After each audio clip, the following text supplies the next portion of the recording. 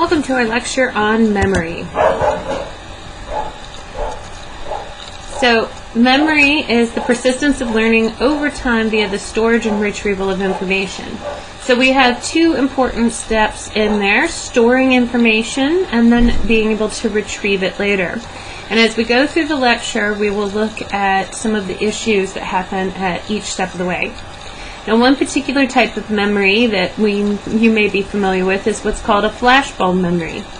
Now, a flashbulb memory is when we have a clear memory of an emotionally significant moment or event, like a snapshot, a picture in our head of exactly what was happening, highly detailed. And a lot of people talk about it in terms of 9/11. They remember exactly where they were, they remember exactly what they were doing, they remember exactly how they were feeling.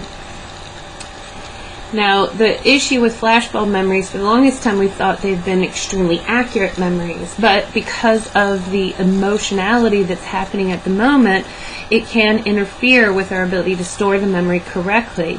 We also have a tendency to try to remember ourselves in positive ways, so that can make us remember that event in a way that makes us actually look better. So our basic steps of the memory process, we have encoding, where we process information into the memory system. Then storage, where we actually put the information into a long-term storage system that helps us to retain the material over time. And finally, retrieval, the process of getting it out of that memory storage. Now, we'll look at three different models of memory. The information processing model. This compares the human memory storage system to a computer. Our parallel distributed processing model is how we can process information across multiple different networks at the same time. We'll also look at the levels of processing model, where we can look at different ways of processing the information, and that there are more deep ways that help us to process it in a different way, allowing us to store it for longer. So starting with the information processing model, again, this kind of compares our memory system to a computer. Now, at any given moment in time, there are multiple sensory stimuli in our environment, whether it be sounds or smells or things that we're touching, and we're bringing in all of that sensory input, but we don't notice everything. For example, if you're sitting in class, you're hearing what the teacher says, but there's also lots of other sounds going on, whether it's a student nearby fidgeting in their seat or the hum of the projector, but you don't necessarily notice that information, although it is still coming into your sensory systems. Sensory memory is all of the sensory information coming into our mind. And we're bringing in everything, but we don't necessarily pay attention and consciously process this information. Once we pay attention, we're going into the first stage of encoding, bringing it into short-term memory, or whatever we are currently thinking about. And then we can encode it again into long-term memory, which can be stored for long, possibly infinite periods of time. So start with sensory memory. This stores all of the stimuli that registers on the senses. It can last up to 3 seconds, depending on which sensory modality we're looking at. The two types we're going to focus on are our iconic memory and our echoic memory. Now, our iconic memory is our visual sensory memory. It only lasts for about 0.3 seconds, or a third of a second. We'll look at some research done by Sperling in the 1960s that helped us to identify how long it lasted. So our iconic memory is all of the visual stimuli coming into our mind. Now, we don't necessarily see everything consciously, but all of it is coming in to our mind as we get exposed to it. Now, Sperling wanted to find out how much information we could take in and for how long we could keep it. So he presented a matrix of letters to participants for about 1/20th of a second. And then after it disappeared, he asked them to report as many letters as possible. Subjects were only able to recall about half of the letters.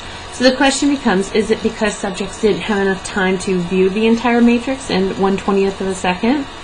Now, Sperling figured out that that wasn't the case. he designed another series of experiments, just like the first one. They were presented with the matrix of letters for 1/20th of a second, and then blinked the screen out, and then a tone was sounded. High-pitched tone for the top row, a medium-pitched tone for the middle row, and a low-pitched tone for the bottom row. Subjects were were reporting just the letters from the row that the tone indicated. And he found that recall was almost perfect, no matter which row he asked them to recall. So this means that they were able to bring in every piece of information from the matrix, but that in the time it would take them to report the entire matrix, they would already begin to forget the information. And through these series of experiments, he was able to determine that memory for images fades after about 1/3 of a second or so. And that's why they weren't able to report the entire matrix. Now, our auditory sensory memory is called echoic memory. This can last for about 2 to 3 seconds. Now, you can experience the echoic memory in situations where you're able to repeat exactly what the teacher said in your head while you're trying to copy down notes. Or another common example is, have you ever experienced where someone asked you a question and you asked them what because you didn't hear them, but before they can even repeat the question, you're already able to answer it? And that's because it came into your sensory memory, you just weren't paying attention. Once you paid attention, you were able to recall what just came in through your sensory memory and be able to answer their question. So the question becomes, why would we need sensory memory? Why do we need to take in all of the information, even if we're not going to pay attention to all of it?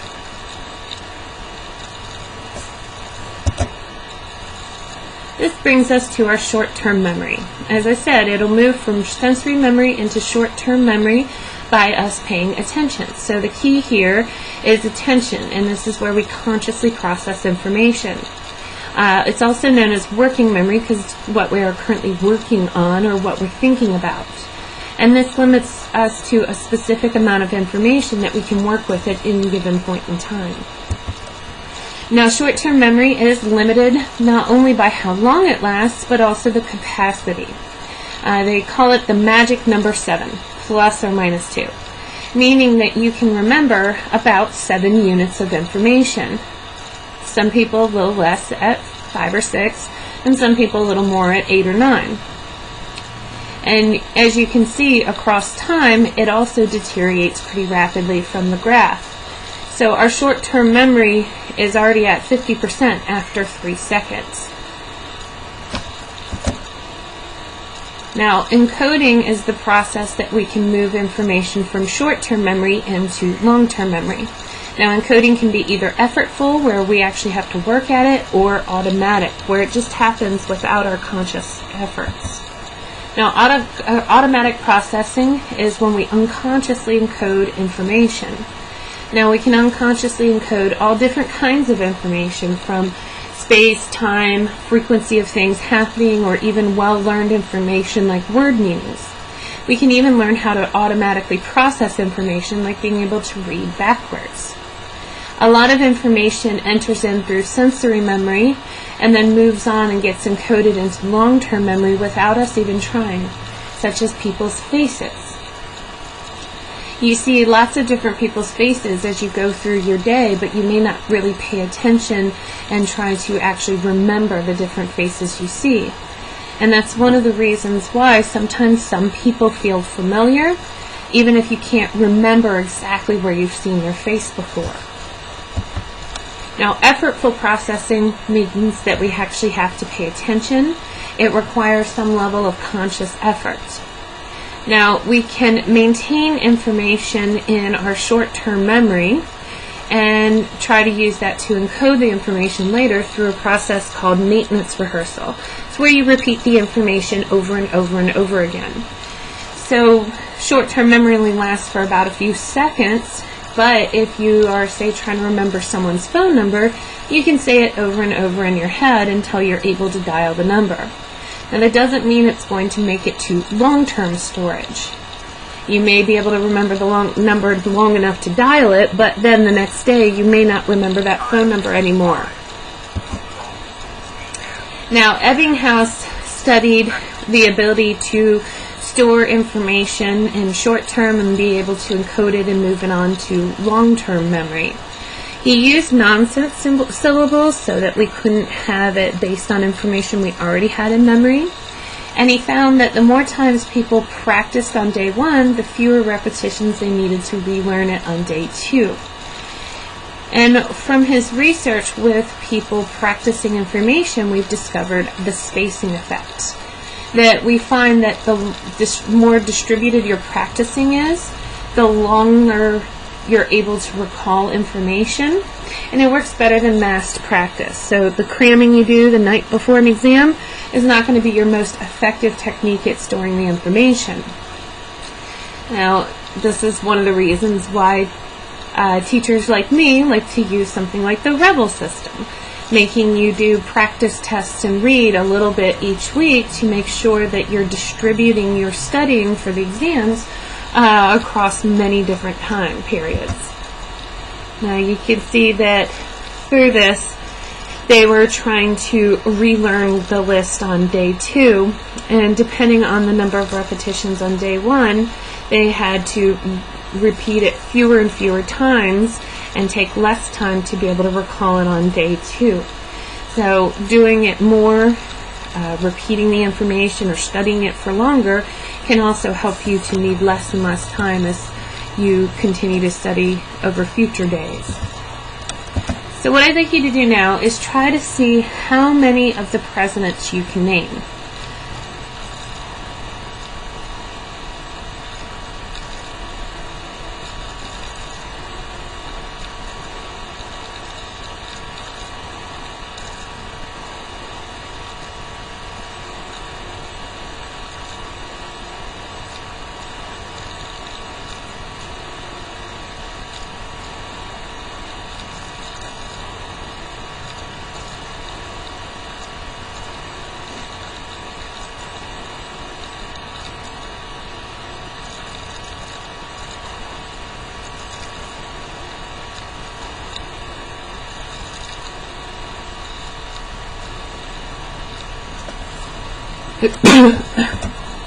So look at your list and kind of compare it here. Were you able to recall quite a few presidents?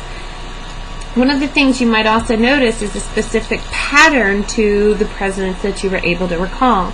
You probably had a pretty easy time of thinking of the presidents at the very beginning, Washington, Adams, and Jefferson. And then you may have remembered a few of them from the middle, some of the big names like Lincoln or Roosevelt. And then you're probably finding your best recall for the most recent presidents like Clinton, Bush, and Obama.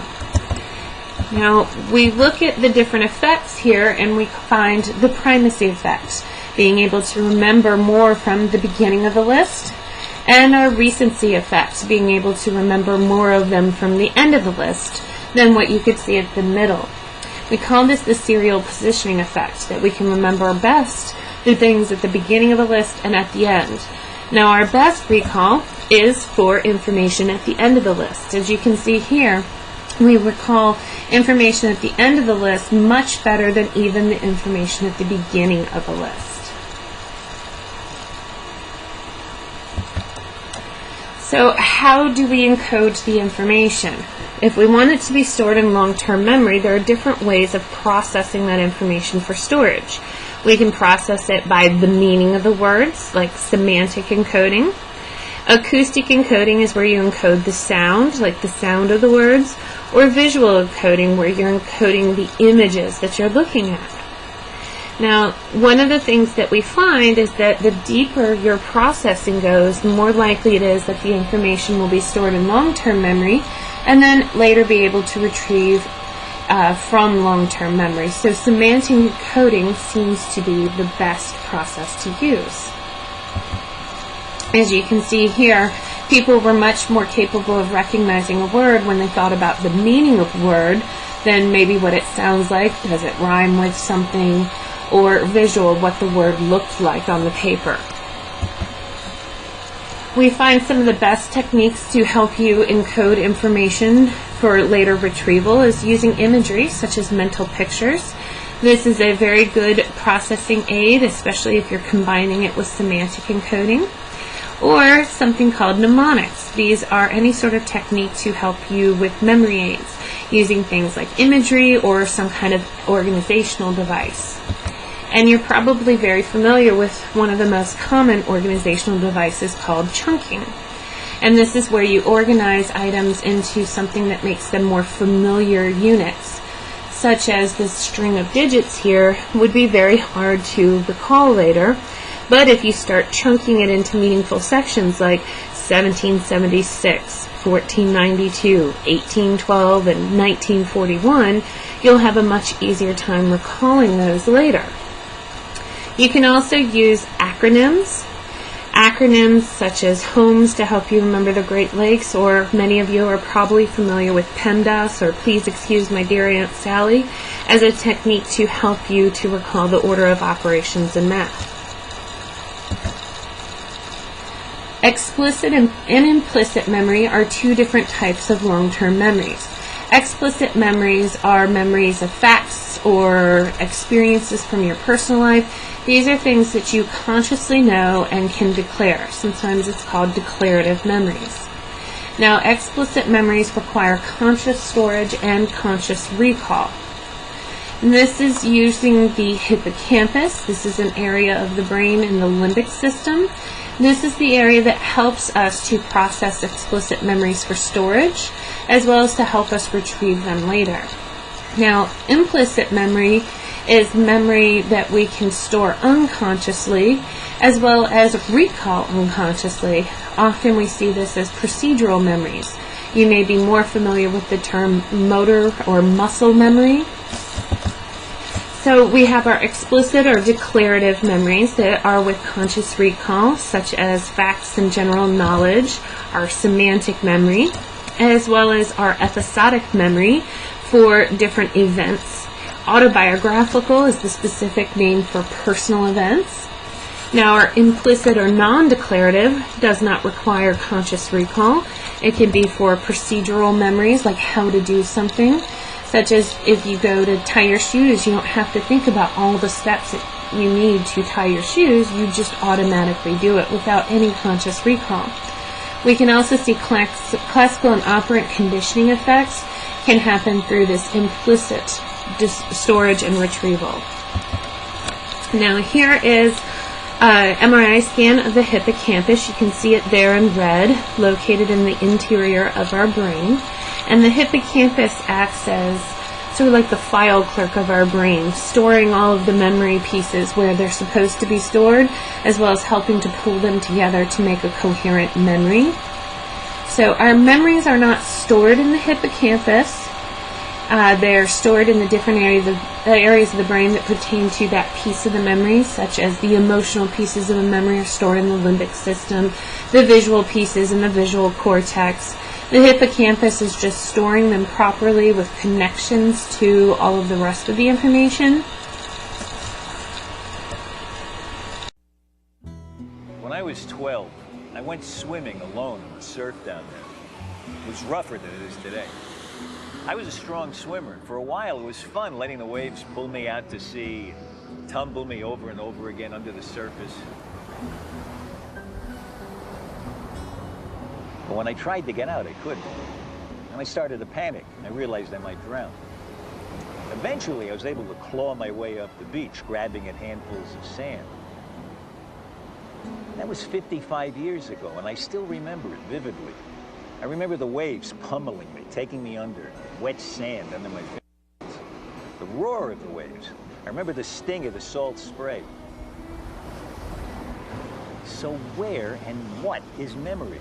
How is it tucked away in my brain, ready to come back in an instant? Tucked away along with, but separate from, hundreds of thousands of, maybe millions of other memories. Where's the smell of the salt spray, the grittiness of the sand, the crashing on the rocks? In the next hour, we're going to find out how we create our memories, not just vivid ones like this, but where I left my car keys, and the name of that familiar-looking person across the room there. And we'll be looking at how memories are lost, how as we grow older, they become slippery and elusive, sometimes vanishing forever. erasing our past and who we are.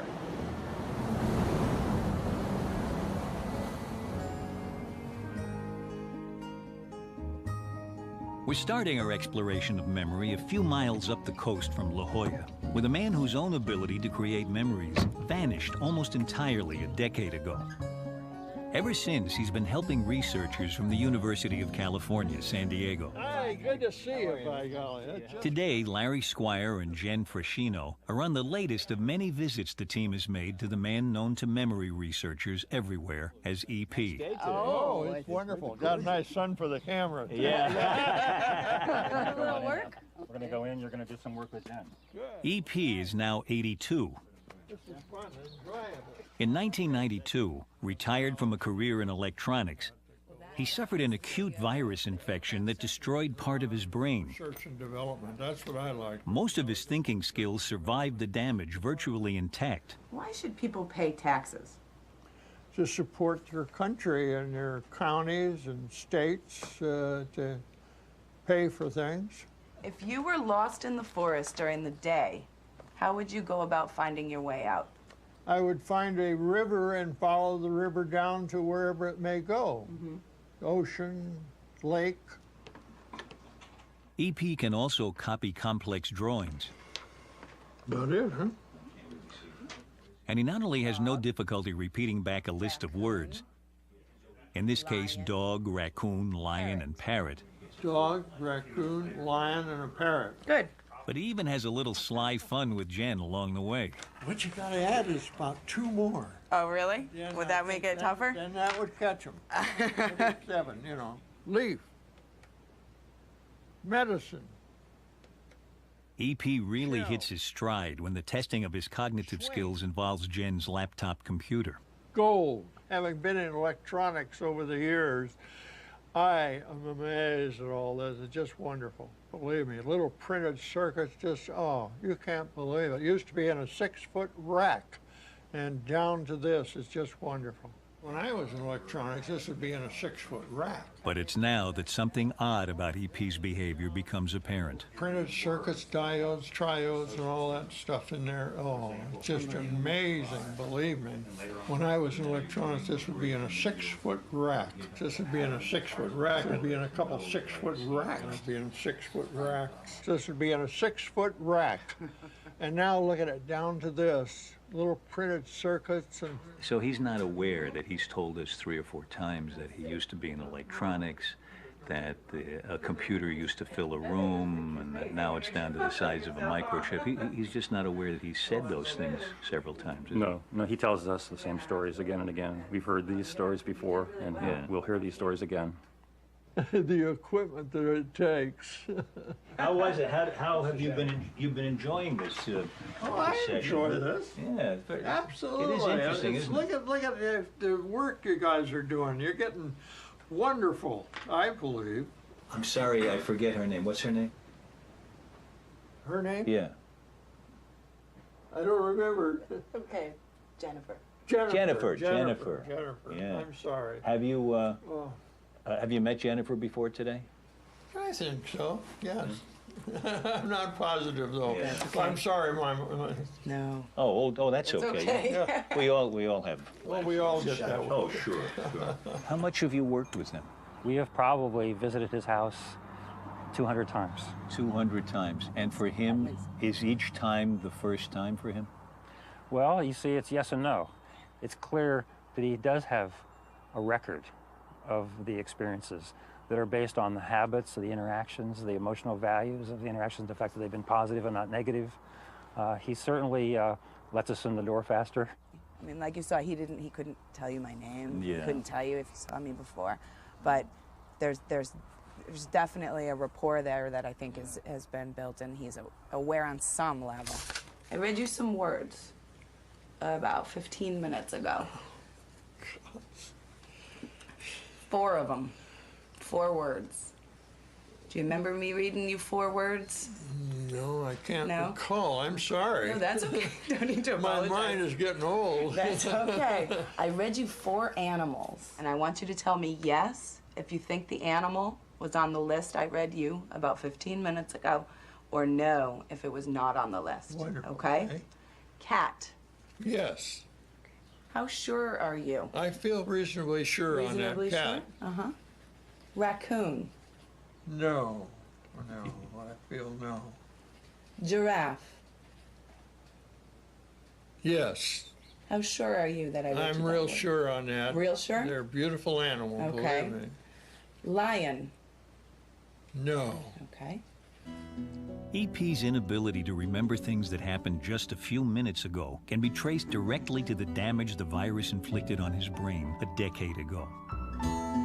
The areas destroyed were in his temporal lobes, most critically a structure called the hippocampus and the brain tissue immediately around it. Without a hippocampus, EP lives in a permanent present. Anything new that happens to him simply doesn't get recorded. Do you remember drawing something for me today? No. Drawing something about No. 15, 20 minutes ago? No. Remember picking? Okay. I'm sorry. I don't apologize. Yeah. Thank you for trying. Thank you. But although EP can't record new memories, old ones from the years before his hippocampus was destroyed are remarkably intact. Hayward. He grew up in Hayward, California. How about your house on Castro Valley Boulevard to the Hayward Theater? You remember where the Hayward Theater is? Yes, I would leave the house and turn to the right to A Street, down A Street to Castro Boulevard, and turn to the left, and it's in the middle of the block. Hayward, Okay, and if you didn't go down to A Street, if you instead took, you could take another street. What would the you do? Center, Redwood Road. Okay. Redwood Road would run right into it. Unbelievable. How about the public library, Hayward Public Library, from your house? Be the same thing going down A Street, and then A, you have to go to the left to B, and it's on the corner. I don't He's got that map in his head. I know how He to can get see there, all but these it's streets. Boulevard. He used to ride his bicycle around. Last thing I want to talk to you about is the neighborhood that we're in now. Here. How about any of the streets around here? Can you tell me any of the street names in the neighborhood here? No, I cannot. That's hard. That's a tough one. Yeah. I'm sorry. No, you don't need to apologize. I know where Castro Valley Boulevard, but that's where I was Absolutely. born and raised. But right Absolutely. here, I have to say no, I'm sorry. No, I just live right here. Yeah. Enjoy the world Try rather and than enjoy our driving. area right here. Okay. You seem to enjoy your life. Oh, I have. The enthusiastic help of amnesics like EP has pinpointed the hippocampus as crucial for recording new memories. Those places, it was just wonderful. At the same time, the fact that EP has vivid memories from years before his hippocampus was destroyed means the hippocampus can't be where they're permanently stored. We love it here. It's to probe more deeply into how memories are formed that we're meeting another amnesic. But this time, it's a man whose hippocampus, although badly damaged as a result of a heart attack 5 years ago, still struggles to put memories together. So what I'd like to do is just show you some pictures and ask you, what can you tell me about these pictures? Do they evoke any memory? What does it bring back for you? Chuck's memory is being studied by Dr. Mika Ferfeli. Here, this is something that you might have seen, in any of the local newspapers in the last year. But it certainly has something to do with people objecting to. We're in Boston, where the recent sex abuse scandals in the Catholic Church have received intense media coverage. People who are somehow hurting, abusing, not paying enough attention to others. Good. Is that a picture that looks familiar to you? I believe this is a picture taken the day or days after the towers in New York were all. Chuck, do you remember where you were when that happened? Not at all. I remember at the time being especially worried because my son was in New York, and obviously the first thing I As Chuck's wife remembers very well, this isn't so. I don't remember. Their son lives in New York today, but he didn't on 9/11. Chuck taught English before his illness, and he's continued to write since, giving us a unique glimpse into a mind that knows only too acutely what it has lost. I cannot remember my wedding day or the celebration surrounding it. I do not recall the birth of my sons, my father's death, or who most other family members are. There are many. When we first came in here this morning, Yes. we actually started off with looking at some pictures. That's right. Do you remember? I knew you were going to tell me that they're going to be there. Oh. Can I remember them? Right. Let me think, please.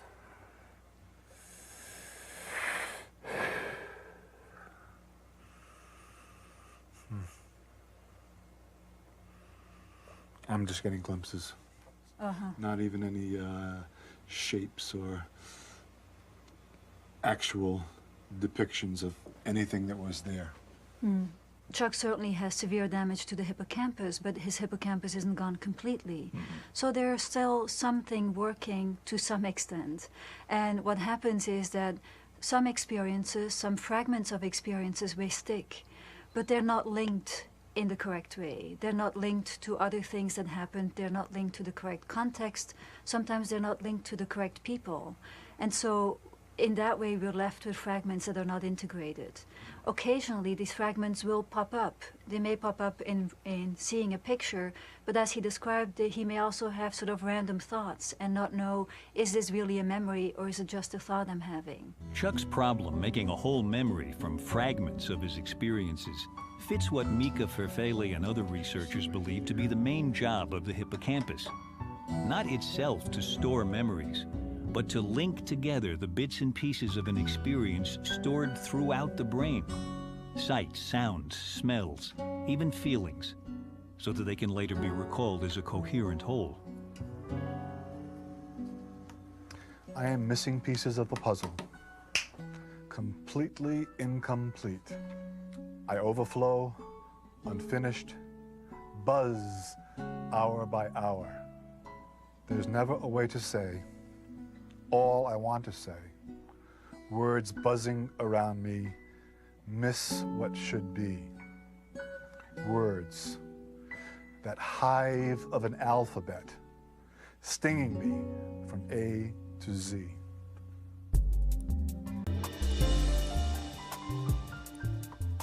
I see the youngest of the two boys because he's... Lola Cross-White is in the early stages of a disease that affects some 4 or 5 million Americans, and is perhaps the one affliction we all fear most. The disease, which begins by robbing us of our ability to remember, is of course Alzheimer's.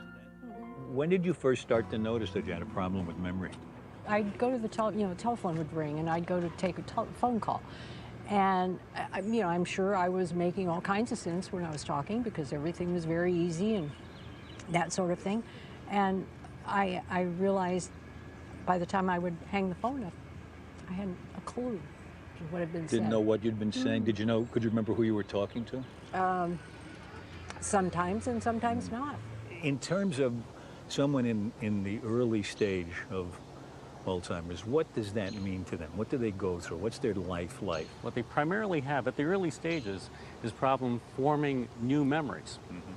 But everything that they ever were is still there. And that judgment, that human being is still there and is as precious and wonderful as they ever were. But the problem is short-term memory. That was the sort of the first thing. And then it began to be that I would get very confused. I would start to do something, and then all of a sudden I kind of like would forget what I was going to do, and then the more I thought about it and the more I agonized about it, the more confused I'd get. And with time, that is joined by other symptoms that include problems sometimes recognizing things, sometimes with speech, sometimes problems remembering how to manipulate objects. And by that point, we're into the middle stages of the disease, and that takes a few years. And then after that, there's more global decline in cognitive function when the disease really becomes severe. Not funny. Mark Trzynski has recently begun a dramatic experiment to try to arrest the damage done by Alzheimer's by injecting genetically engineered cells deep within the brain. How do patients feel when you tell them you're going to stick a needle in their brain? Is everybody okay with that? Yeah, well, you know, if you were confronted with a disease for which we really don't have an effective therapy and which you know would ultimately rob you of the essence of our humanity, which is really our intellect, you'd probably be willing to take a needle. I have two very nice little holes. So then what did they do after they made the holes? Well, then they go down with very long needles, and they'd have to take me to the MRI machine and be sure that they were exactly placed in the right place. Earlier, cells taken from Lola's skin had been genetically engineered to pump out a growth factor vital to keeping the brain healthy. These skin cells were then injected through the needles to regions where Lola's brain cells were dying. The ultimate goal is to help these brain cells stay alive. But these are very early days, with the emphasis on proving the procedure is safe rather than that it works. The one thing that was so wonderful, still is I always had this just really terrible feeling of confusion all the time. It was just, you know, it was there and it just kind of like ground on me. Yeah. Gone. So what, do you think that's a placebo effect, or might something be happening in there? You know, Alan, I don't know. It could be a real effect and it could be a placebo. I actually don't know. Hypothetically, what this growth factor would do to these cells could do that. It could focus attention, actually. That's one of the things it does in the animal studies. So it's intriguing to hear that kind of thing, but I don't know. At this stage, with not enough patients, you just have to say, you know, it could be the effect and it could be a placebo. Yeah. No one has ever said that this is a promised land, you know. It's just that well, first of all, it's a okay, I've lost the word. Experiment. Yeah, and it's an experiment. So I'm grateful because I know up to this point I've had some help. I don't know how much longer it will last, but whatever it is, it's given me some better time than I would have had. Yeah. So, you know, that's good. The fact that Lola's hopes rest on a risky experiment highlights her lack of options. Today, there are no proven effective treatments for Alzheimer's, in part because by the time it's diagnosed, the brain is already badly damaged. In these images compiled from scans of living patients, a wave of destruction moves inexorably through the brain, turning it from healthy blue to dying white. First to go is the hippocampus, and so the ability to form memories, followed by the areas involved in emotion and reasoning. Spared even to the end are basic functions like sight, hearing, and touch. Okay, watch your step. One of the real breakthroughs in Alzheimer's research is coming from new technologies to detect the disease much earlier. Here at UCLA, for instance, a technique called positron emission tomography, or PET, is being employed to pick up subtle changes in how well cells in the brain are firing. In a healthy brain, cells firing normally show up color-coded red. In an Alzheimer's brain, the blue regions are where cells are failing to fire, notably in the memory centers around the hippocampus. These scans are so sensitive that in many situations we can diagnose Alzheimer's disease sometimes years before the doctor can arrive at that diagnosis in a clinical setting. That's really fascinating. You can look into a person's head and tell that they're getting Alzheimer's before the symptoms show up? I mean, before the family might be troubled by it? It makes sense, because if you think about it, the brain is a very adaptable organ in the body, and we've done other studies where we find that people with very subtle problems, so they sort of compensate for this deficit that is there that we otherwise can't see. So the pencil and paper test won't show us anything, but the scans will, and when we do these scans, we can see that those cells are not firing as well as they should. A scan that detects Alzheimer's even before symptoms appear means treatment could begin much earlier, before the brain is ravaged beyond repair. But that, of course, depends on there being effective treatments. And today there is a growing sense of optimism among Alzheimer's researchers that such treatments are at least on the horizon. When someone has Alzheimer's, What's happening inside their brain? They're building up tiny amounts of these nasty molecules that shouldn't be there, that aren't there really early in life, and that over time, in the 30s, 40s, 50s, and 60s, start to build up. And the molecule is okay when it's just in singlets, if it's just a single unit of this at a place. When it doubles up and gets into bad company, so to speak, it gangs up into doublets or triplets or quadruplets, that's when it causes trouble. And we think that that's the cause of the disease. The molecule is called what? Amyloid beta. If Dennis Selkoe is right, and it's these killer molecular gangs that destroy brain cells, then there are two ways of tackling the problem. Prevent the amyloid beta buildup in the first place, perhaps with a drug, or get rid of the amyloid beta before it can reach dangerous levels. This second approach has been dramatically successful, but so far only in mice. These mice have a version of human Alzheimer's disease, and when mice like them were injected with an antibody that removes amyloid beta, they showed every sign of being cured. It's like a miracle, basically. There was this one study in a group at Lilly, Eli Lilly Company in Washington University, where they tested the mice on whether they could recognize objects, and they couldn't. These were Alzheimer engineered mice. And they gave them one shot of the antibody and tested them again the next morning. And lo and behold, these mice could now distinguish two objects that they couldn't before. They returned the mice from their 23-month-old status, which is old for a mouse, down to the level of a 5-month-old mouse, which is young. So, you know, we can only hope that such a thing could happen in humans, maybe get close to that. But when 2 years ago a vaccine against amyloid beta was tried in humans, the trial had to be stopped when one of the patients died from inflammation of the brain. Meanwhile, Dennis Selkoe, working in collaboration with his old friend Howard Weiner, had come up with the idea of giving the amyloid beta vaccine not as an injection, but as nose drops. They sniff it. It's like a nasal spray, but it's inhaled. The vaccine works, clearing amyloid beta from the mouse brains. And because there are theoretical reasons to suppose that a nasal or oral vaccine won't cause dangerous brain inflammation, the Harvard team is now hoping to soon begin human trials in a small number of Alzheimer's patients.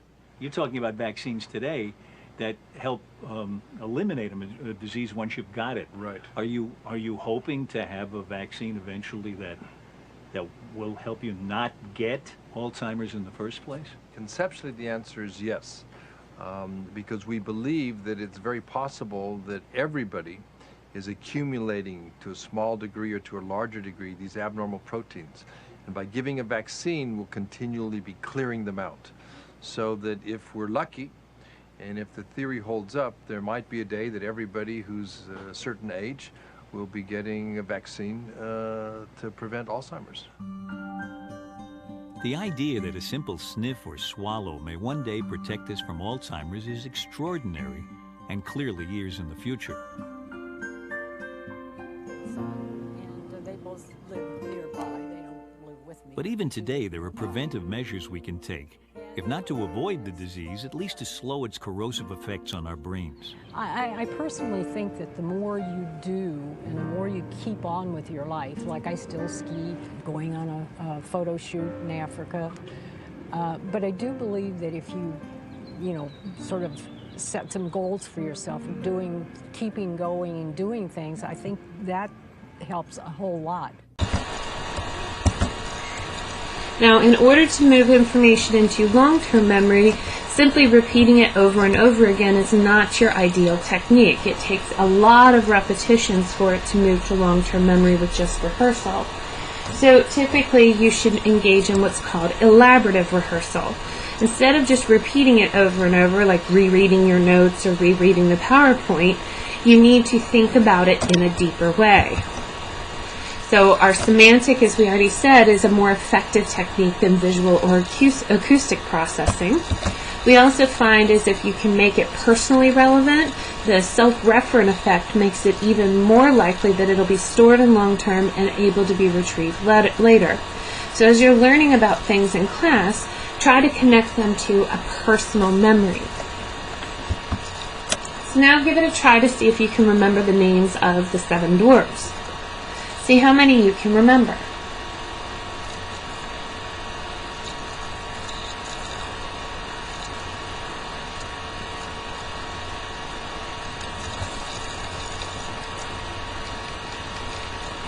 Now give it a try. Can you find the correct 7 names from this matrix of names?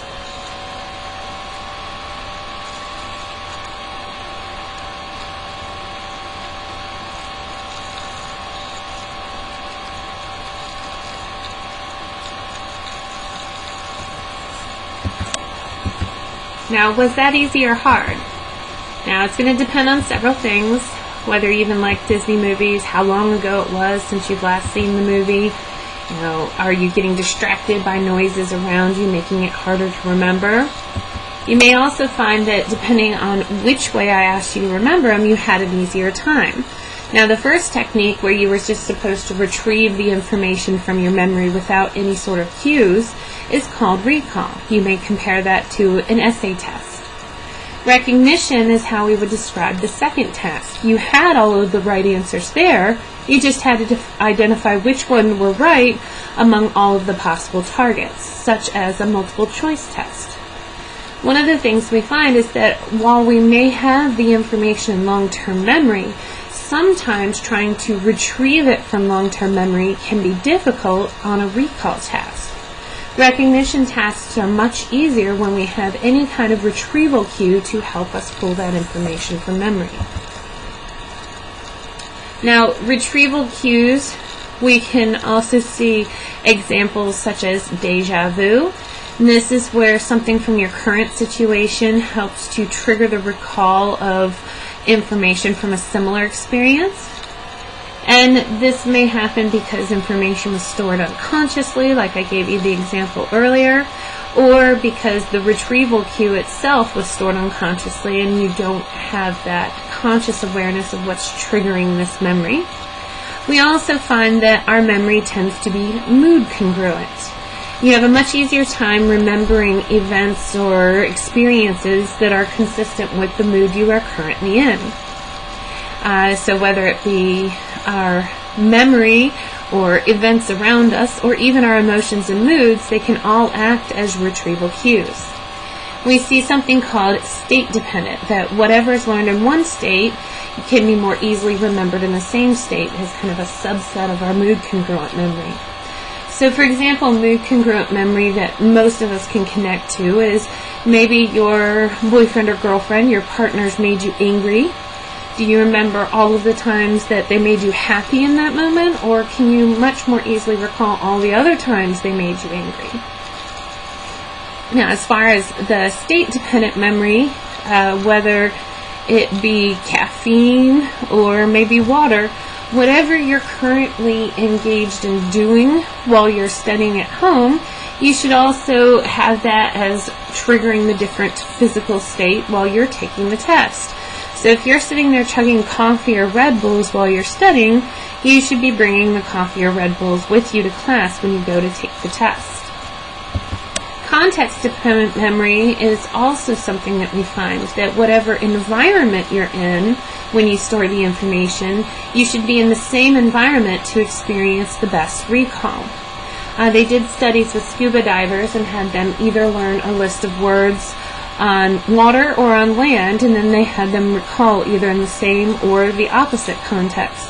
And recall was much better when the area of the context for storage was the same as the context for recall. So that's why teachers for years have been encouraging you to have a quiet space at home to study in a desk, because that's where you're going to be for taking a test. We also find that context-dependent memory can be a factor when it comes to going from one place to another. Maybe you have gone from the living room to the kitchen to get something, and when you get to the kitchen, you can't remember why you went in there. And that's because of context-dependent memory. If you go back to the living room, often you can remember why you went into the kitchen in the first place. Now, as far as forgetting, The idea of forgetting happening because of a lack of usage or just decay over time is not typically what we're seeing. Often we forget because we never remembered to begin with. If information has not been encoded into long-term memory, we'll never be able to retrieve it from long-term memory. So, as an example, do you think you can identify which penny is the real thing? It can be pretty challenging. Now, all of us have held a penny at some point, probably at hundreds of times in our life. But we've never taken the time to stare at a penny and identify all of its individual features and store this in long-term memory. And so if you can't identify the correct penny, it's not because you've forgotten exactly, but that you never remembered it to begin with. And by the way, it's letter A that is the correct penny. We also find that information tends to get forgotten pretty quickly if it's not stored properly. You'll notice that when information, is a list of words, was given to a group of participants, they actually only recalled about 60% of it to begin with, and within the first day they'd already forgotten half of that. So forgetting is often happening because we never actually stored it to begin with. Here's the forgetting curve for Spanish learned in school. Most of us have the experience of having learned a foreign language in high school, and often, just a couple years later, we can't even really remember much of any of it. I took 5 years of Spanish in high school, and if I were to try to see what level I was at, I'd probably be back to Spanish 1 at this point with the vocabulary that I still recall. Now, forgetting can also result from a failure to retrieve. So even if the information makes it to long-term memory, we may have a difficult time in retrieving it. We've already looked at how some of those retrieval cues can be a factor in actually being able to get the information from long-term memory. We also find that sometimes interference can keep us from being able to retrieve information. Now, interference can be either proactive or retroactive, and I'll give you a little hint. Students have a hard time remembering which is which, so you're going to want to pay special attention to studying these later. So, proactive is forward acting, meaning that information that's been stored in long-term memory for a while now is interfering with the ability to retrieve new information. Retroactive is backwards acting, meaning new information that you've just stored in long-term memory is interfering with the recall of older information. Now, we often find that interference is going to be most common when the information is similar, such as maybe you're learning Spanish now and you already have learned French. So in those cases, we find that sometimes the information that you learned first, the French, interferes with the ability to retrieve information that's being stored recently, our Spanish. We can call that proactive. Whereas the retroactive interference would be that the newer language, the Spanish, is interfering with your ability to recall the older information, the French that you stored years before. Now, one of the things that can help you to prevent this interference, specifically retroactive interference, is sleeping. If you sleep right after studying, you're much less likely to experience retroactive interference than if you remain awake. So one thing a psychologist would suggest is to take a nap right after you study, or study right before bed. So as we've seen, information first acts on the sensory memory, and there's lots of information bits, but only a small amount of that do we actually pay attention to. So only a small amount moves to short-term memory. And then again, we're only going to focus on an even smaller amount of that to be stored in long-term memory. And then between retrieval cues, our moods, and even interference, retrieval is going to limit us to an even smaller amount of information that we can pull from long-term memory. So as we go through each stage, we're filtering, altering, or even losing a lot of the information, leading us to only be able to remember just a little bit.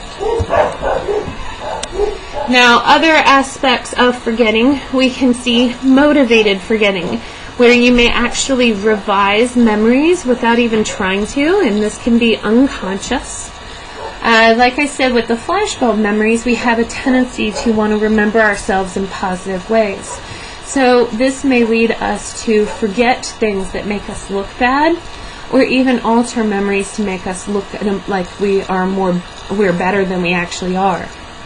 We can also see repression, which is basically a defense mechanism where any type of memory that is too upsetting for us, whether it creates anxiety or fear or feelings we're not comfortable with, that we unconsciously push that into the part of our mind where we don't have to deal with it anymore.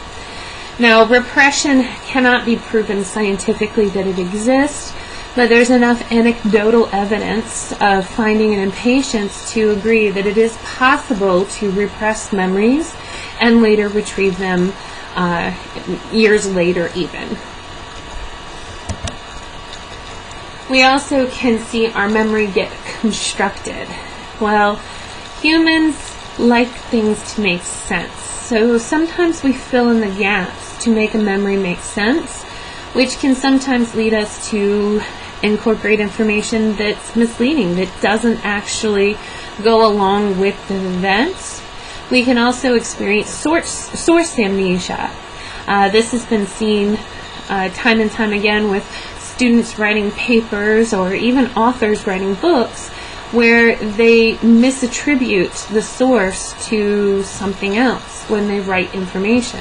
Even an author going so far as to write a story that they think is original, their own personal idea, not remembering that they read it somewhere else, maybe years before. Now, an example of memory construction, we can see this with the inaccuracy of eyewitnesses. Some of it can happen because of leading questions. So as you can see at the top left, the accident doesn't look too bad, mostly a minor fender bender. But if the officer asking questions, instead of asking, how fast do you think the cars were going at the time of the accident, the officer asks, how fast were the cars going when they smashed into each other? Smashed is a much more intense descriptive term, leading eyewitnesses to actually see the accident as worse than it really was. Eyewitness testimony is notoriously unreliable. You've probably heard of many cases of people getting out of jail because of new DNA evidence proving that they didn't commit the crime. Now, eyewitness testimony can be distorted in many different ways.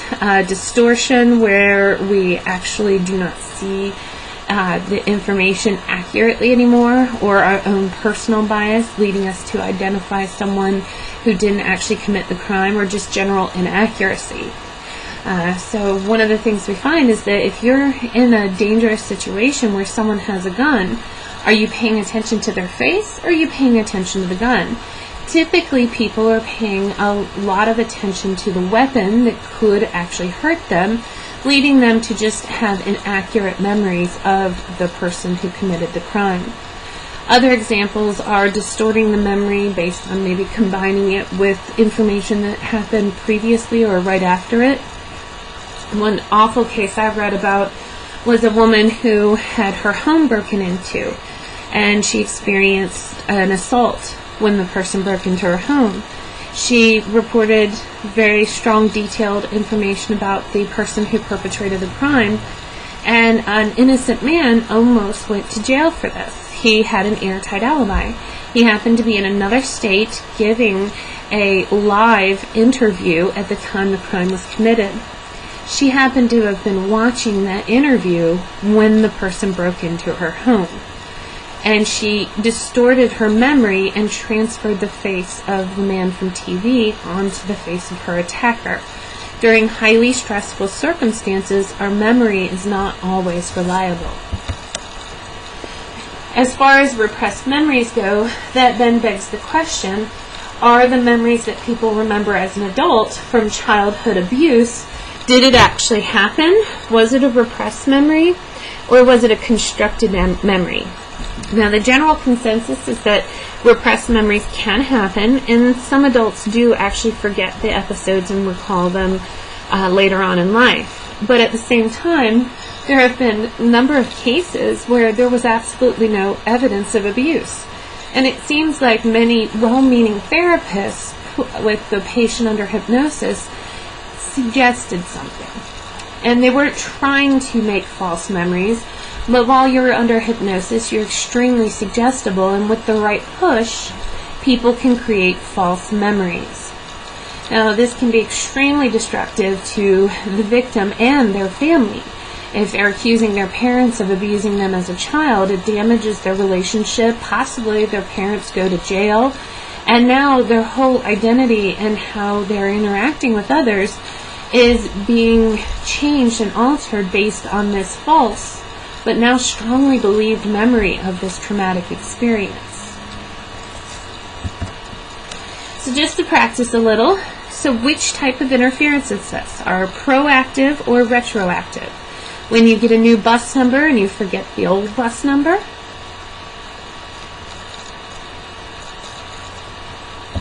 Retroactive. This is the new information retroactively going back in time to interfere with retrieval of the old information. So how about this one? Calling your new girlfriend by your old girlfriend's name, other than a quick end to a relationship.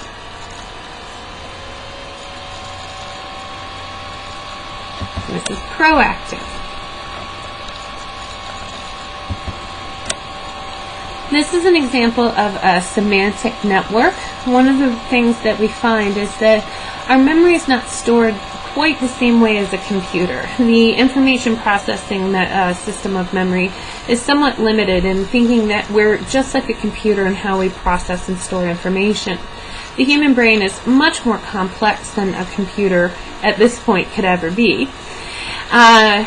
And one of the things is that our memory tends to be connected in this sort of web of information. When you think of a shark, it's not going to just pull up an image of a shark, but also information about it, like it's dangerous, as well as other similar things like fish. And so all of our memory is kind of interconnected based on similar meanings. So when you think of maybe, a bird, it brings up yellow and ostriches, as well as just animals in general. So just to end with some tips to improve your memory for particularly academic settings. Study the information repeatedly to boost recall. Remember, distribute it across time if possible. Spend more time rehearsing or actively thinking about the material. Don't just read over your notes over and over. Think about it in a deeper way, making it personally meaningful if possible. Find mnemonic devices, things like peg words or stories or chunking, that can help you to have more connections like that semantic network that will help you to later recall that information. Activate any retrieval cues, whether it be the context or the mood. And as much as you can, if you say witness event, try to write down everything you can remember while it's fresh and before any sort of misinformation or reconstruction can happen. Find ways to minimize interference, making sure that you don't study two subjects that are very similar to each other back to back. If you can't take a nap, then at least take a break.